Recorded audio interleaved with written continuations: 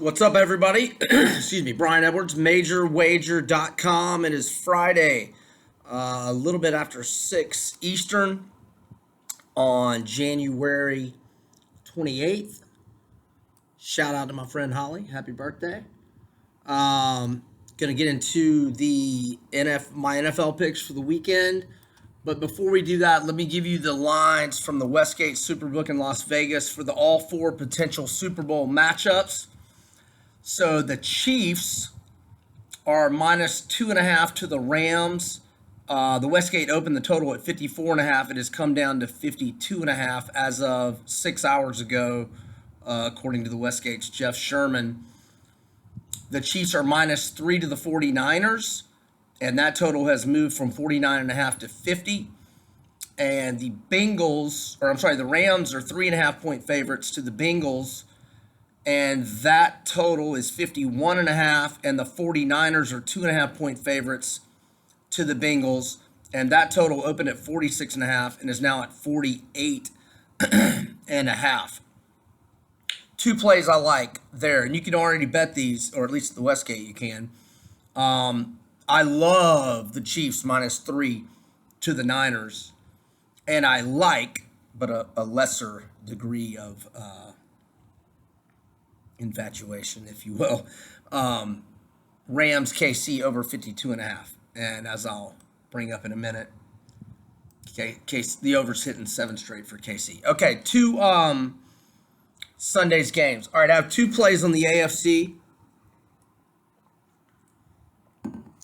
My favorite is the over. I got it at 54. Let's see if there's any 54 still left. Doesn't look like it. Looks like everybody is at 54.5. So they met in week 17. 34-31 Bengals win for 65 combined points. Kansas City has scored 42 on its own in each of the last 2 games, including against the Bills, who had the number 1 total defense in the NFL and the number 1 scoring defense in the NFL. While the over has cashed in 7 straight for Kansas City, Mahomes has a 20-2 TD-INT ratio in that span. And in Cincinnati's last 7 games, Joe Burrow has a 13-1 TD-INT ratio. So I like over 54 or 54.5. As for the side, Bengals are 7.5 at most books. Well, a lot. The books that are still at 7, like DraftKings and Westgate, have a minus 120 price on the Chiefs. So you could buy the half point and maybe still only be at minus 110. You could certainly do it for minus 120. So, yeah, that is actually, okay, yeah, that's the deal. So you should be able to get the Bengals plus 7 and a hook. Bengals 12-7, both straight up and against the spread this year. They played 9 road games. They're 6-3 straight up, 7-2 against the spread.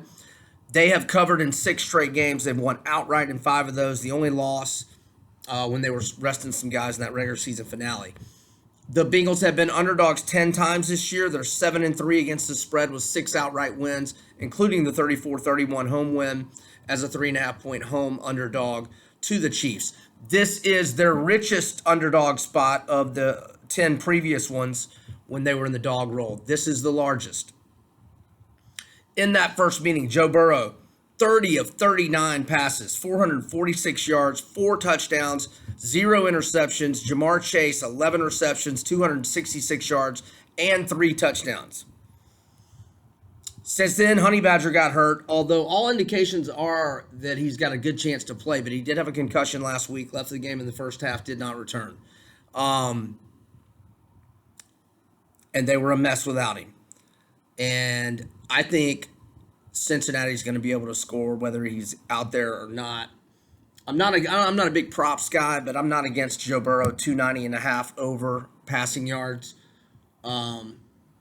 because I don't see Cincinnati getting a big lead and wanting to go to Mixon and all that. I think it's a close game or Cincinnati's trailing, and I think those are one of those two is a certainty in my opinion. I just don't see Cincinnati getting out to a 21-0 lead. I just can't see that happening. Although the Texans did that a couple years ago at KC in the playoffs. But so that's why I say he's going to be doing a lot of passing. I think he'll get over 290 and 1/2 yards. But I'm not a big prop guy. You want to fade my props.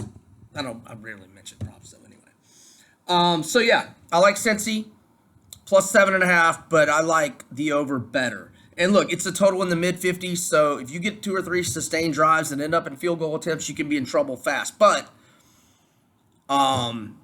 we saw how quickly KC can score last week. Boom, 62 yards to Tyreek Hill. Boom, 13 or less than 13 seconds in field goal range. Okay, I took the NFC game. I took the Rams -3 at a -120 price on Monday. Since then, it's -3.5. If you can't buy the hook to 3 at a price of -130 or fewer, I wouldn't buy it if it's worse than that. And I'd make it a very small play if it's 3 and a hook. And I'm starting to like this one a little less. I mean, look, we all know the Niners have dominated the Rams 6 in a row.